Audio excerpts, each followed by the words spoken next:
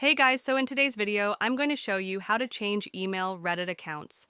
So if you want to change the email address your Reddit account, let me show you all how it is done. So the first thing you need to do is open your Reddit application, and you need to click on your profile icon at the top right corner. After that, click on your settings. Right here, once you click on settings, you need to click on your account settings at the top, which includes your username. Once you click on it, then change email address option. So as can see update email address, so click on that. Once you click on update email address, you need to enter the new email address that you want to change. To just enter the email address, and you need to enter your Reddit account password.